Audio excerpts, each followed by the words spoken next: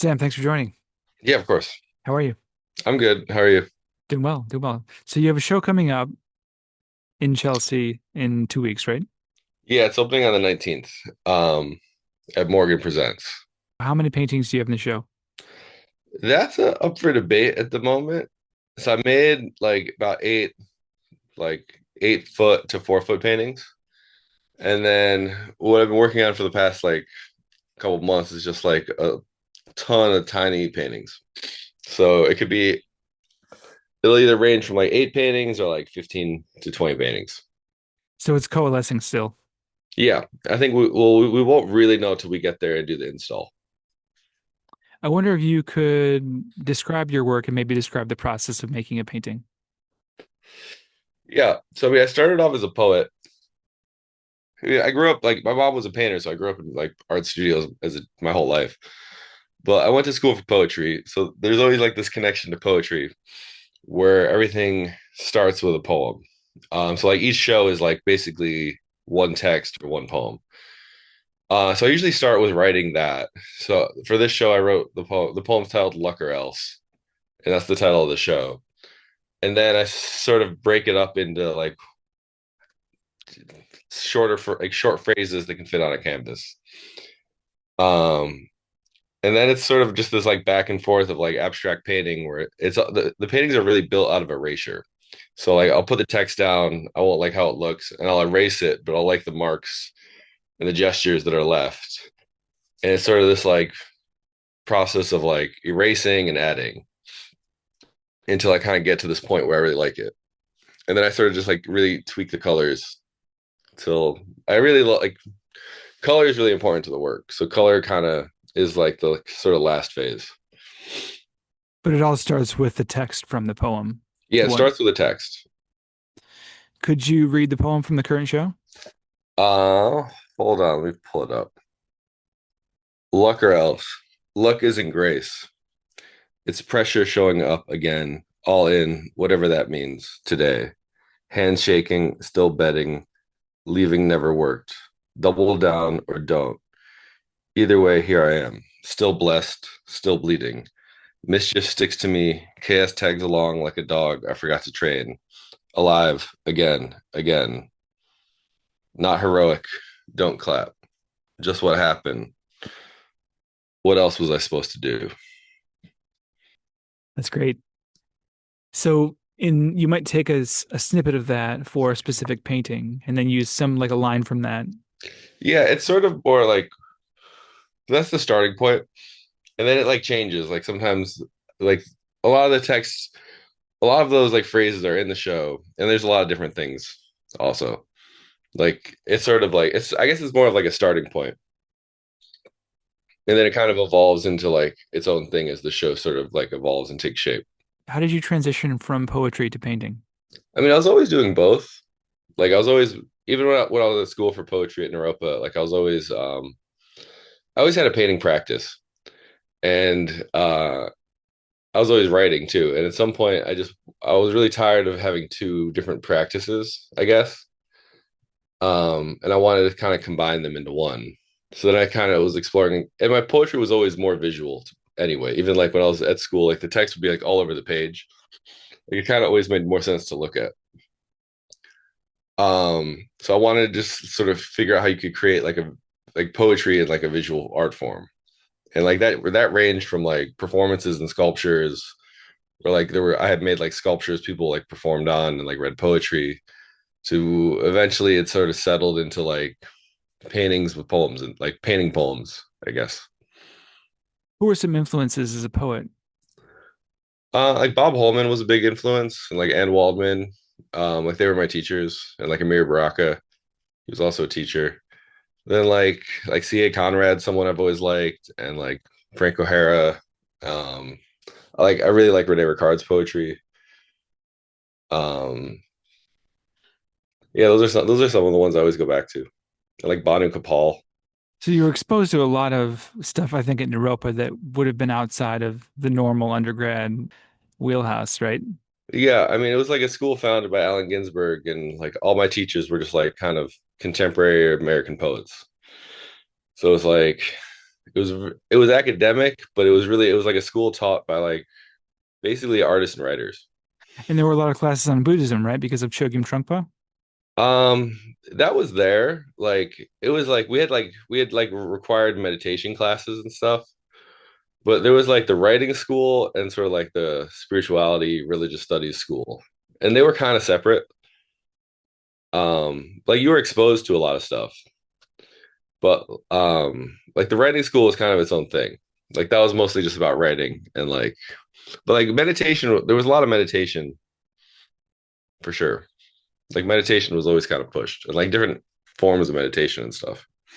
Did you end up sort of using some of that later in life?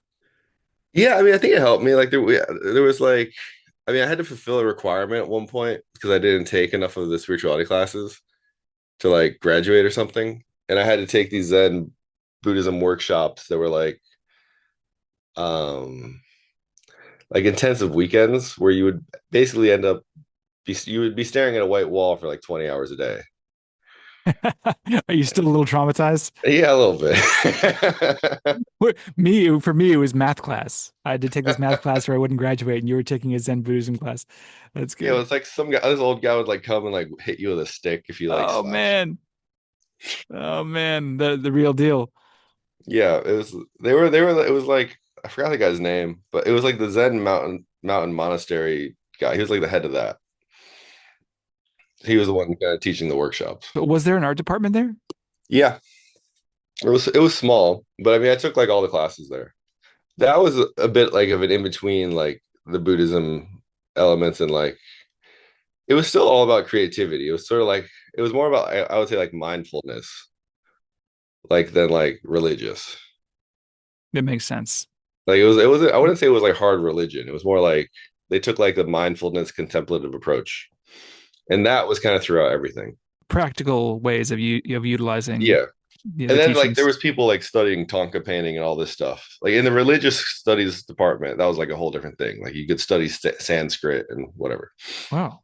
Amazing. So you were exposed to a lot of that people doing that stuff. Yeah. And did that have an influence on your visual art, your work? I mean, yeah, it must have. Like we had these rooms you could go sit in. I forgot what they were called. But like each room was a different color and you would just like sit there and meditate for X amount of they all had rules. But it was like a they were basically like the colors of the chakras, and like there were just like these rooms that were always open, and you could just go and like sit in and like be immersed in a color. I would go and hang out in there a lot when I wanted to like kind of get away from people. It seems like a very unusual experience for an undergrad to have that access to all this stuff. Yeah, I mean, I think I was like 18 when I was there. It's in Boulder, right? Yeah, Yeah. So you did poetry there and you were painting at the same time. You were coming up doing poetry and then also visual art. And then you went to grad school at Brooklyn College. Is that right? yeah, yeah. Mostly, I went there to really work with Vito Acanci because he Brooklyn was someone College. I could like kind of have a conversation. Because he started off, he has like he had an MFA from the Iowa Writers Workshop. And he did poetry and like writing was sort of the core of kind of everything he did. Like anytime he did a project, it started off as like this sort of like poetic description before it became anything else. So we could really talk about how you could move from like writing into projects. So I went there to work with him. That was how I ended up at Brooklyn. Did you end up working with him a lot while you were there? Yeah, I took like every class he had, and then it like we did like a ton of independent study with the classes together. So you were having him over for studio visits and were able to, Yeah, yeah. I mean, I yeah, was probably with him like 8 hours a week or more. that's great. That's Yeah, I great. mean, he was really like he was really involved, and he was like a very generous person with his time. And I mean, I'm sure you benefited a lot just in terms of watching him, watching his work and watching how he thought. Yeah, I mean, he would never stop. Like there was never like this is good enough. Like Vito would always sort of be like, how can you do this better? Like there was never like things were never really done or settled with Vito. It was just like, how can you push this forward? How can you push this farther? How can you make this better, basically? I love the idea of starting with a poetic description and then having that morph into the visual. Yeah, like component. someone really needs to collect all of Vito's like at the end of his life he was an architect. But all his buildings started off as like descriptions, like these like to me it was like poetry, but like they started off as like descriptions of buildings he wanted to build. And they were amazing. And like someone really needs to like put those all together and make a book out of them because it's kind of wild. They're wild. I mean, we kind of take it for granted the use of language and just having what language does. People tend to separate the spoken word and language from visual arts. Yeah, I mean, like I've always had this like crazy commitment to poetry. Um, I don't really know where it started. Sometime in high school, but like I mean, it's just for me. Like I was always making these abstract paintings, and like it's so I just really wanted them to say something. I was like, what is it? I couldn't like I was always making these paintings. I was like, I don't know what this says or what it does. And then so at some point, I just started like making them say something like through poetry. So when did you start using text? That was in grad school when I started combining everything. That was the point at which it really sort of came together, your work as a poet and your work as a visual artist. Yeah, it was probably like my like last semester of grad school that all that started like meshing together. It seems like through the years it's gotten a little more obfuscated, like what it says, maybe a little more abstracted. Is that true? They go back and forth. Like, I really want to make a series of like erased paintings. I just, I haven't been happy with the ones I made yet, so I haven't really taken them out into the public. But, they go back and forth between like what you can read and what you can see, and like legibility and like erasure or like things being blurred out. So like where the text kind of becomes like almost like an architecture or like a line, like almost like line work for a painting. It seems like there's a lot happening on the edges, in the in-between spaces between poetry, visual arts, the word text, the image. How do you think about the image in a painting? Like define what you mean by an image in a painting. Because like, isn't the painting just the image? I had a conversation with Donna Nelson. I don't know if you know, do you know who I she know her is? work. Yeah, Yeah, yeah, yeah, yeah. And I asked her how she saw her paintings in terms of object versus image. And she kind of explained that the image is the thing you see in the painting. Like it's the thing that's happening on the surface, and the object is the thing itself. And I wonder yeah, that if, makes sense. yeah, I guess in your work, it kind of does both, right? It's like the object is the painting, the actual physical thing in space, but with the way you use text, it sort of resists being an image per se, like an image you can't really enter that space in the way you might enter even like a color field painting or an abstract painting or obviously a representational painting. Yeah, there's sort of like the backgrounds can kind of end up being like sort of color field to like sort of post-war abstraction or something. But then there's always like you can kind of fall into them in a sense, but then the text kind of like evicts you in a way. Yeah. Who are some influences historically? Like Cy Twombly's always been like a really important painter for me. Like I just remember when I was like a little kid, and like I'd go to my dad's from Philly, so I'd go to Philadelphia all the time, and he'd kind of just like leave me in the Philadelphia Art Museum, and I'd always end up um in that room, that Twombly room they have there, and I think that really like impacted a lot of things. And then like Elizabeth Murray was always like a big influence, and like Pope L, someone, um, and like de Kooning, I guess for painting, and Joan Mitchell. Like those are all people like look at a lot. So a lot of post-war abex Yeah, kind of like type the work. Americans, I guess, a lot. Yeah. What about historical paintings further back from art history, you might say? Like I love like all the hell. I can't remember who painted them off the top of my head, but there's like this like there's all these like hell paintings. Like they have one at the Met that's hanging up. That's always hanging up, and there's just these like crazy purple paintings with like depictions of hell with this like super bright orange. I love those. What time period are we talking? These are probably like 1300s. It's not Van Eyck, is it? I can't remember off the top of my head. I'd There's have a to look it Last up. Judgment there. That sounds right. There's like a whole world of them. Like I think a lot of people made them. I wonder if they're all like Last Judgment paintings. That's all I can think of. Yeah, That yeah, there's that for sure. And then there's like Dante's Inferno paintings. what attracts you to those? Just the colors So and you like really, the chaos and the colors in them. so that's what you really look for in a painting, Yeah, I think so. how it's done and this sort of the energy of it, and then the color. Yeah. How do you think about color as it pertains to the text you choose? Is there a link? I go back and forth on color in paintings for months. Like the backgrounds are sort of for me, like the easier, more like kind of free part. Like they just kind of happen with the paint. But then getting the text to work with them is like almost impossible. So like I'll like do like this one painting I was just working on has gone through like I don't know like 50 shades of red to figure out which is the right one, and like the subtlest tweaks are the things that really change it for me. Um, so it's like a fine tuning process because like the text and the painting like almost never want to work together, and like so what I've kind of discovered is that it's all about like the color and how they relate to each other, and so then they sort of start existing on their own planes. Separate?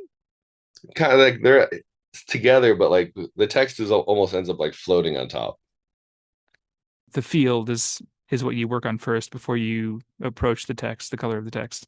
Yeah, the text is always the last thing I do But you know what it's going to be. most of the time. Sometimes I'll be painting it and I'll just hate how the word looks, or I just like won't like the shapes of the letters. So then I scrap it and do something totally different.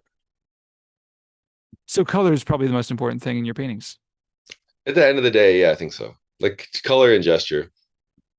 But that all seems to be it has to sort of work with the text as well, like the message. Like maybe you could give me an example of one of the paintings, what the text is and what the colors are in the current show.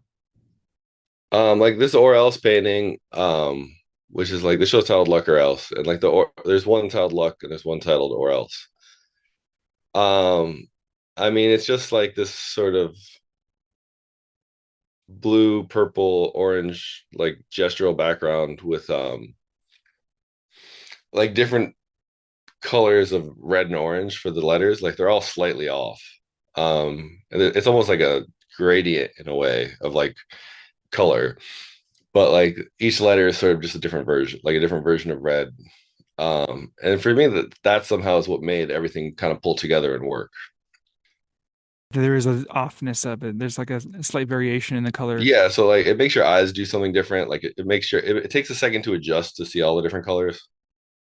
Did you know you were going to do that when you started it?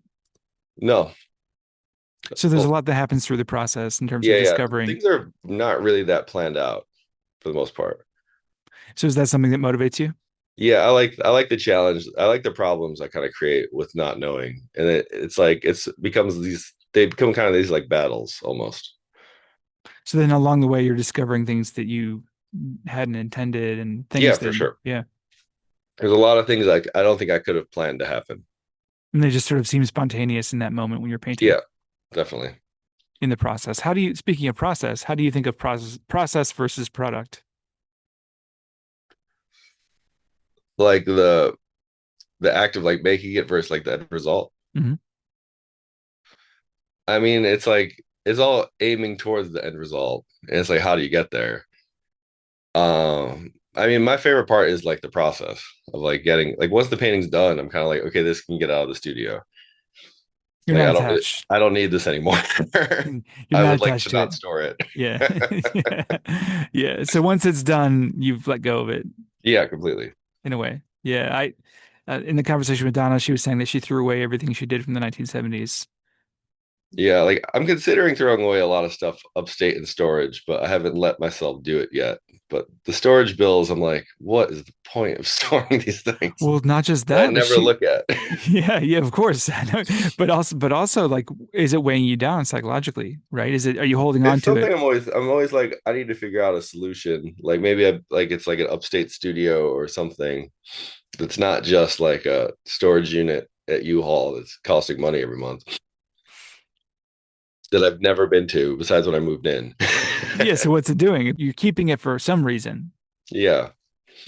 And I mean, there's some important things there. Like, they were like, that stuff's more like, it's a lot of it's like me discovering how I got to where I am now. So like, they're all like important paintings I saved. But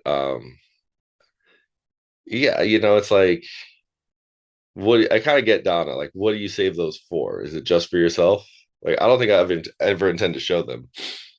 Right, right. And I was thinking about, I was sort of blown away by what she said about having, she had to get rid of them because they were weighing her down. Like they were just baggage. And psychologically, she had to let go of those to get to the next phase. And which that seems drastic, but that seems like a balance, right? How do you strike the I balance? understand that fully. Yeah, I fully understand that. It's like it weighs you down on your wallet and your mind. Like, you're The always whole like, God thing. damn it, I still have this storage unit. Yeah, just more stuff And in you're the always like, world. well, I hope this credit card's still like tied to it because if I forget for like a month, they're gonna auction it. It's like, Uh, you go there and they're all in a dumpster. yeah, who knows what happens? I had a friend who got all his stuff auctioned, and I was like, oh, that's terrifying. He just forgot to pay the bill, and they auctioned everything in 2 months. I was like, wow. That's quick. Usually they're not that fast. I think, yeah, I don't know. Maybe it was longer than that, but like, it's not something I want to deal with. I'd rather them get destroyed than get like auctioned. I'd rather destroy them myself. Yeah, but somebody could enjoy them out there. I don't know if they were meant for. They were like I saved them for myself because they were like points of departure. So Like things that you really learn from to get to the next phase, like yeah, those transitional pieces. yeah. They were never really things I meant to like be shown, I would say. Yeah. Yeah, that's really important. I think when you see an artist's work, especially somebody who's showing, who seems to have a kind of quote style, if you will, you don't see all the stuff that's not getting shown, that wasn't meant to be shown, that was transitional, that needed to be made for the next thing. Yeah, like the ideal situation would be like I find like a big old warehouse upstate and have a big area for storage where I can just look at stuff. That's sort of been the plan, but like I just never do it. Um, but that would be like my ideal situation where it's like you have them as like things to like go back and look at to like kind of see where I was at one point. So you grew up upstate, right? Yeah, I left when I was like 17, but You went to Naropa, yeah, then moved to New York New after York Naropa. right after for grad school. No, I moved to New York just to like Bob Holman he was my teacher and he was married to Elizabeth Murray, but he was my poetry teacher. And he kind of convinced me to move to I was gonna move to San Francisco. And he called me, or I think we were in class, I don't remember, but he basically was like, here's my business card. Call me. He's like, your only chance of survival is you living in New York City. And then I think I tried to live in Denver for a couple months and I didn't like it. And then I just drove to New York. And I called Bob from a payphone and he threw a party and then like he had a party that night and helped me get a job that night. And then I've been here since. Knowing you and watching your sort of move through New York as an artist, you've been quite successful. You seem to be in the right place at the right time often. I wonder if you could, is that true? Is that accurate? Um, yes, but it's also like there's certain people that have been like really important. Like Anne Waldman's always been like someone who's like kind of helped, but they're all in the poetry world. But like I would go and I'd meet people I met a lot of people at poetry events. And then I worked a lot in the art world, so I met a lot of people. So like Betsy Sussler was always she owns Bomb magazine. She's like the editor in chief. I was working there for a while, and she's the one that kind of convinced me to go to Brooklyn College to study with Vito, as opposed to like a couple other schools where I was going to go into high debt. And she was like, "Don't do that. Go here." So was it cheaper because you were a New York resident? Yeah, I think I paid 6,000 for the whole thing. Wow, It was really amazing. not bad. It was like Wow. the price of a studio. Like after like the grants and stuff, it was like pretty affordable. So how long were you in New York before you went to grad school? Maybe like 3 years, 4 years. And then when you got out of grad school, you stayed, obviously. Yeah. Were you able to meet a lot of people through grad school and I mean, I got my find, first show through grad school. Um, I would say a lot of people disappeared, but like I stayed in touch with like some of the faculty, like Mike Cloud and Archie Rand and James Hyde and Jen McCoy. And every now and then I see like Patricia Cronin. Like, but I guess the relationships that really lasted out of there were mostly like the relationships I had with the faculty. Hmm. Like the students, they all kind of disappeared. Some of them are still. I see some of them, but they mostly vanished. What is your relationship to the art world, and what is the art world? I feel like sort of like lucky and blessed a lot of the time because like when I was studying poetry, there really seemed like no avenue to really find success. Like there was no like not a lot of like financially stable poets, I would say. um, so it's always been like the studio is sort of just this like it's like this quiet space where you're just like on your own all the time. And like that's I guess sort of the balance, like the actual like art world as like the politics and whatever of the art world of like what's happening at any given moment. But like I just the studios like I like being in the studio. Like I like that space and that time. How much attention do you pay to the external stuff, to the art world itself? Like showing up to certain events and, how much of it do you think artists should be aware of what's going on in terms of for their own practice? And even how do you even think about the term career as an artist? Yeah, I mean, I think like, the career really comes down to like your work, right? Like, because like I don't know. I mean, I've been working on my friend's estate, like Cora Cohen's estate, and Cora was really reclusive, and like she had a career in the '90s that was really successful, and then she decided to go like very reclusive and like just disappeared into like her studio for 20 years, 30 years. And she would like invite people over to hang out and we would go see shows and stuff. I'd like walk around, we'd walk around New York a lot and see shows over the years. But that was always sort of like a model I looked at. Like she kind of closed off all the noise and just focused on what she wanted to do. And she was able to sort of make it work. I think that's a really good model. Like you go to the things you want to see, you show up for the people you want to show up for, and you like go see the work that like you find inspiring. But it's to me it's always important to like just sort of have that like almost like it's this like reclusive you like disappear into the studio for a while. So it's really the work's the most important thing, and then you go out when you want to see a certain show or support a friend or be Yeah. involved in some way. Yeah, it's good. It can be I think for a lot of people, it seems like some other thing. It seems like some thing they need to do and they need to go out and they, Yeah, I mean I've had times where I've gone out a lot and I've had times where I've disappeared a lot. um you know Neither is like the right path. It just depends what works for you at that moment, I think. But like trying to like game the art world, I think is pretty impossible. You're better off just doing what you want and like seeing what happens. that's good. Yeah, and let your work be the guiding light, right? Yeah, it's like it's the only thing that I think really works in the end. But it's a really bad business plan, I think, to be an artist. It's the worst in New York City. Impossible. I'm like every month. I'm like, okay, well, we get another month. Yeah.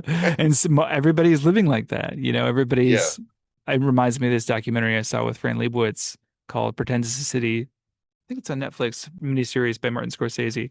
And she says, nobody can afford to live in New York, but we do anyway, at any it level, makes right? no sense, but it's kind of the best place. It's the best place. It truly, there's so many amenities, right? You have Yeah, anything you could want and any kind of art you want to see, incredible shows, the energy, the people. and there's just so many different art worlds. Like I was even like walking around shows with my friend the other night, and we walked by this gallery that was packed. I've never even heard of it. I'm like, I didn't even recognize anyone in there. I was like we walked in. I was like, I didn't know this existed. I didn't know these people existed. There's just like so many different art worlds. Yeah, it's amazing. And you think you kind of have a handle on it, then something like you do something like that happens, and you're just like, oh, I guess it's bigger than I thought. Yeah, it's kind of endless here. Where like in other cities, it's like it gets a lot smaller. It's great because there's so many possibilities, and there's so many more people. There's all these people. The fact that the city could support that many artists is truly remarkable, I think. Yeah, I mean it's really New York's just like a machine, but it prioritizes creativity like throughout its history, which is I think what makes it kind of special. It's an amazing place. Just the energy too. You can have these wonderful studio visits. I think it's got to be like one of the only cities where there's probably like some even just like for poetry, like there's a poetry event probably every night that's like a world famous poet reading somewhere. That's amazing. I don't know where else that happens. There's probably the highest concentration of poets in the world. I would imagine with like the Bowery Poetry Club and like the St. Mark's Poetry Project and like the Nuyorican, and there's more. I mean, those are just like the bigger ones, but there's tons of little ones. And you tap into the energy, I think, on a consciousness level, even if you're not going to these events necessarily, or if you're not going to a bunch of openings, or if you're not, I mean, I think it's a good idea to do those things and to go to museums and things like that. But just being here you feel the energy. Yeah, 100%. It can be intense too, though, right? Yeah, I mean, you have to really like roll with it. What are some pitfalls or things that people might fall into that might be problematic living here as an artist? I mean, I think it's really easy to like live above your means. And then it's just like a losing battle. Like I think it's just like that's the hardest part is like making it work. So don't develop fine tastes. Yeah, live like a poor person. Don't go to those fancy dinners. I mean, I don't know. The art world is just like it's brutal and like it's easy. Like there's like always like people are throwing around money all the time, and then it's like it turns into different things. Like to me, the most important thing is the studio. Um, and more so, like the more I just kind of want to be in the studio more and more. Um, but it's really easy to just like burn through everything and be broke, and then like you're like, what the fuck do I do now? It's like time is the most valuable thing, I think. Absolutely. And I think that's true at any level. Yeah.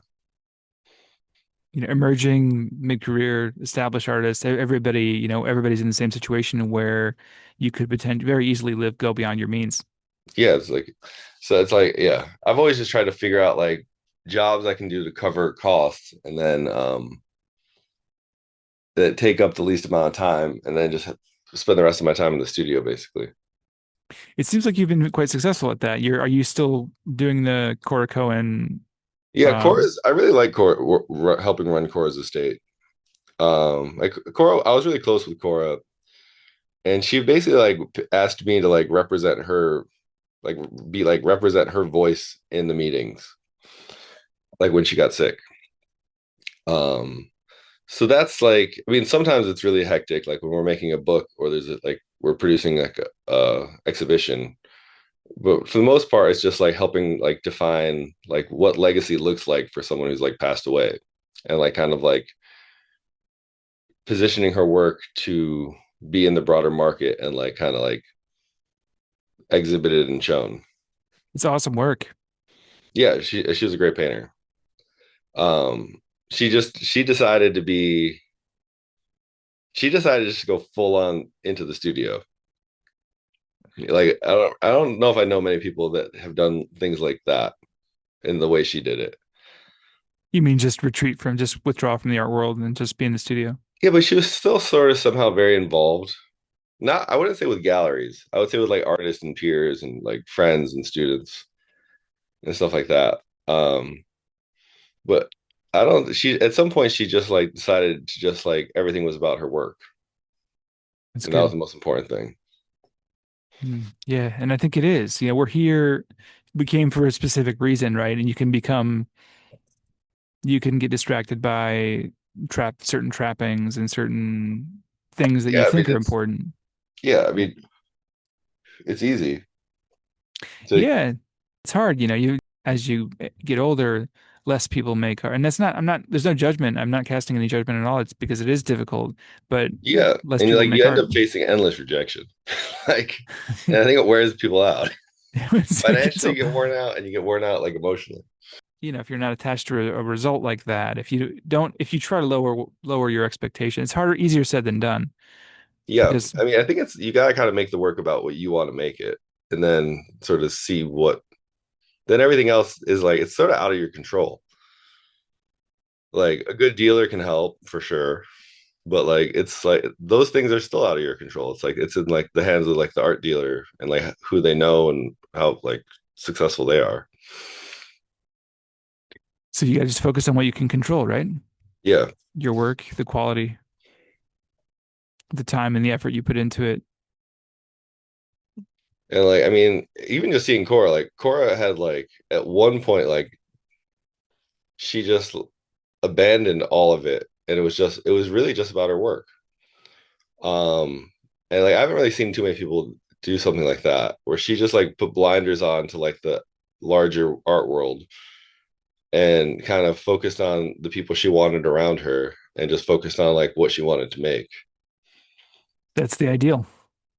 Yeah, and it was I wouldn't say it was like an easy choice, but like looking back on it, it's like it's sort of an inspiring thing to do.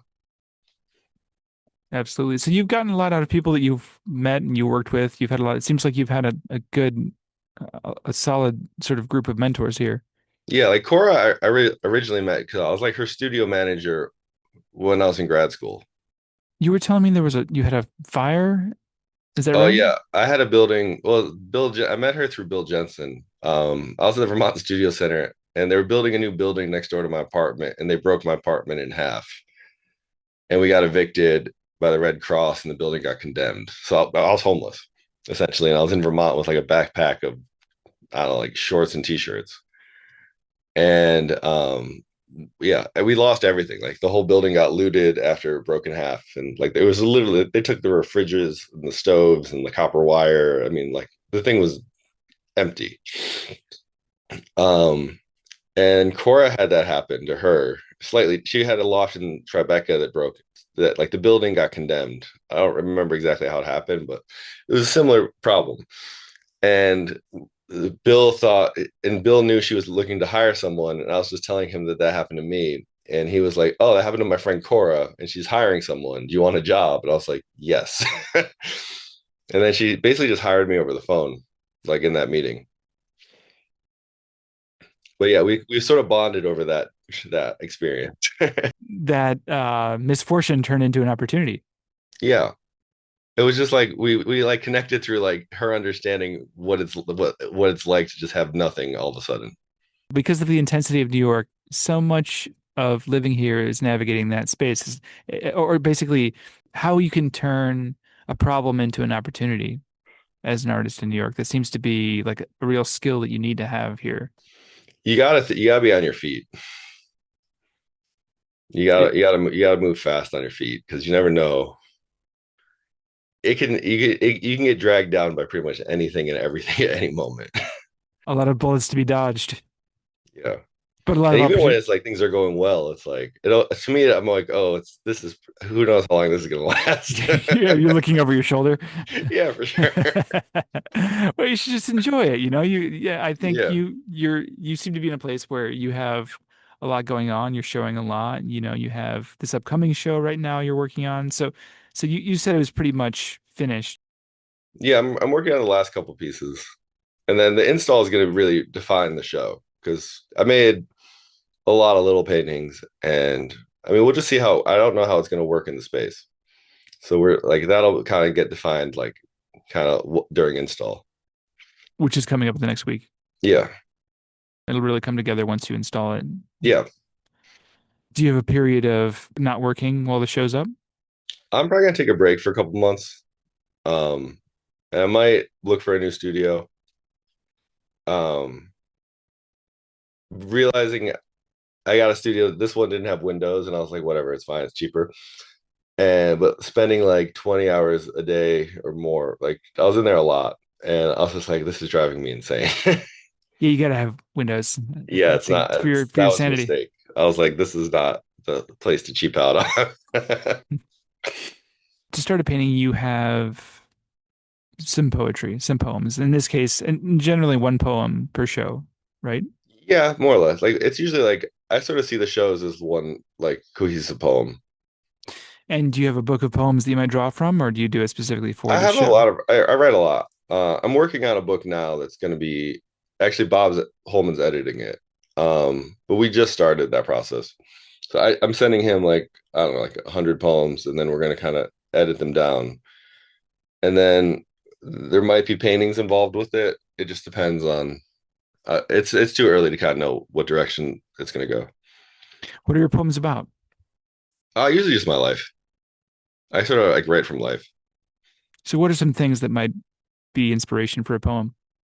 Like this one dude came. I mean, I can just read it to you. Please. But I was just like walking on the street one night, and this guy like charged me, and I was like, "Oh my God!" And that became a poem. Tompkins, or It's Only Wednesday. Walking through Tompkins Square Park, counting fireflies, thinking how the hell do they glow and still not get eaten? Then this shirtless guy comes sprinting at me like I owe him money. He's yelling he's on drugs. He wants drugs. Asks if I'm a cop. No.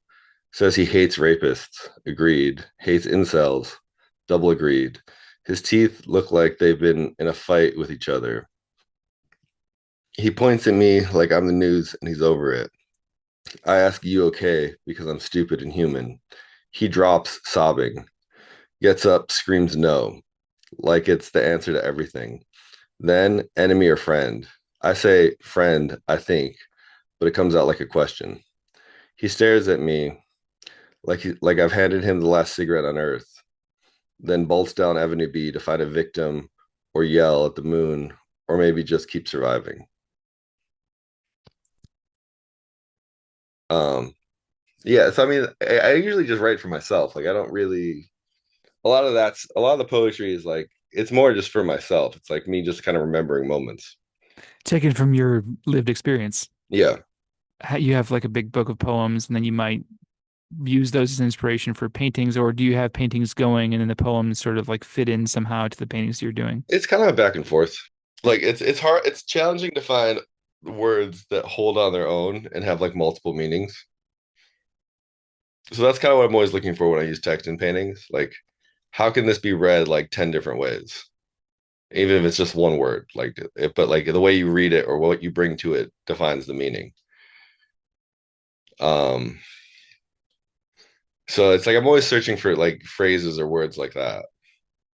And they come out of like maybe I'll write like a huge poem and then like two lines become a painting or like one word becomes a painting.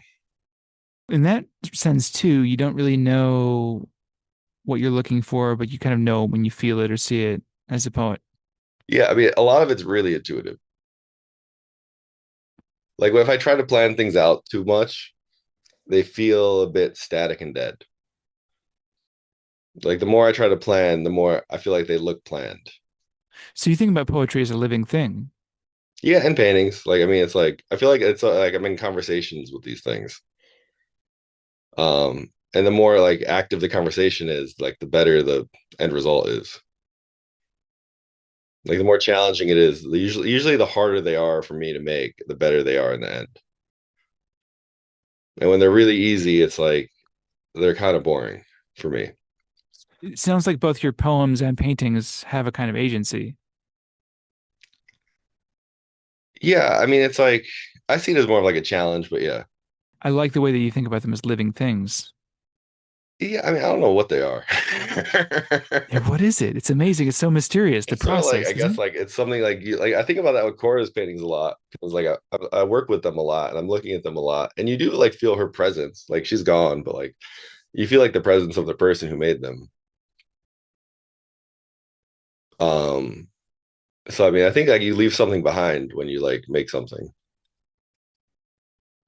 That energy is still there. Yeah. I mean, you feel that through, I mean, the best things that you see or the things that you gravitate towards in terms of art history. Also, you really feel the hand, the touch, the energy of that painter or sculptor or whatever object it is. And in the case of poetry or literature, anything that's written, you feel that energy too. Yeah, I got like Bob Holman and I like I've known him since I was probably like 17. But we've been getting lunch once a month since I've moved to New York for like so it's but we've been getting lunch once a month for like 20 years. But like I meet him at his house a lot, and he was married to Elizabeth Murray, so he has a lot of Elizabeth paintings in his house, and he just talks to them all the time as if it's Elizabeth. That doesn't strike me as something that's particularly unusual, right? Or Yeah. I mean, perhaps that's not completely normal, but I don't think it's I don't think it's to me it's not strange. I mean, it makes I sense mean, that the energy of the yeah, person is still embedded. feel like if you're going living your life to try like off poetry and painting or art in general, like there's something not normal about you. Yeah, or that you have to be able you have to be more open, I think. Yeah, like normal didn't work. Yeah, that's good. But we need artists. You know, we really now I think now more than ever it's more important than ever. I think it's hard. We're living in what many Yes, people pure chaos. yeah, it's a difficult time, you know, and it is. I think just what you're doing and what artists are doing in New York is extremely important for the world, for consciousness. You know, it's easy to say, oh, it's just a painting or just art, but I think it's much more than that. I think it's the energy that you put into it and that ripples outward. Yeah, no, I agree with that. How do you feel going forward? You feel confident with the show? Happy with the show? I'm really happy with the work I made. That's usually like the best sign I have. Like I've done enough of these things now where like, you gotta just see what happens. Like I like the work. I think the work's good. And you just have to like the show is its own animal. But I'm excited. We'll see. Yeah, and you'll know once you install it, right? Yeah, like that's the other part. Like, installing this is like I have no idea what it's gonna look like. Part of the process too. Yeah. Do you have anything else going on that we should know about? The next, well, I'm working on this book. Like the next thing that'll probably come out is this book of poetry, which that'll probably be in like the next 6 months, which might have paintings in it, might not have paintings in it. And then the next show I have is not for it's in 2027 in LA. That's sort of a ways off. Where do you see yourself in 10 years? Hopefully with like a big, huge studio with like a bunch of land around it. A castle? Oh, it needs to be a castle. Like an old warehouse would be perfect. Upstate. Yeah, but with like some land and like some space. Or New York, I don't care where it is. But if it has some land, like, be nice. Some working space. Yeah, with light. That'd be nice. Yeah. One final question. How do you think about space in a painting? I mean, that's what I think about the most, really. Like, I want the paintings to like feel like you can walk into them, where there's like a depth, like there's like sort of like an endless depth. Um, Whereas like this, it's really just like an illusion of space, right? You're like just, it's just like it's just an illusion. But I like when they like almost look like portals or something. And then like the text is sort of what's like blocking you from getting into it. So you want the viewer to sort of linger there for as long as Yeah, where you can possible. like kind of Yeah. fall into it, get pushed out of it, and then you're like sort of between like the painting and the poem. And then like they kind of become one thing. But like, some people are like, I don't care what the poem says, I just like how this thing looks. And some people are just like, oh, I really like this poem or this text. And some people are just like the whole thing. So accessibility though is important. Yeah, Or somebody could come at it from an angle of like I love the poetry or I love the color yeah, or the texture, whatever it is. I can enter this painting in various different ways. I think that's a nice way in which they really work. You know, is that openness. yeah. Yeah, I mean that's sort of I want them to sort of I want people to be able to approach them and like kind of come to their own conclusions. Oh, you mean outside of your intentions? Yeah. So you I don't feel have like I'm any, not going to be there to describe them to people, so it's like they have to kind of function on their own. of course. So you don't have anything necessarily that you are trying to, that you hope the viewer takes away from the painting. I mean, it's all there. It's like I like putting poetry forward. Um, so it's like, I don't know why I have this like deep commitment to poetry, but I've always had it and I've always tried to push it forward. Because yeah, I mean, I guess that's one of them. But I think that's there regardless. I mean, it's like I paint like giant letters on things. So that's going to come through. Yeah, I think it comes through. I think that part people get.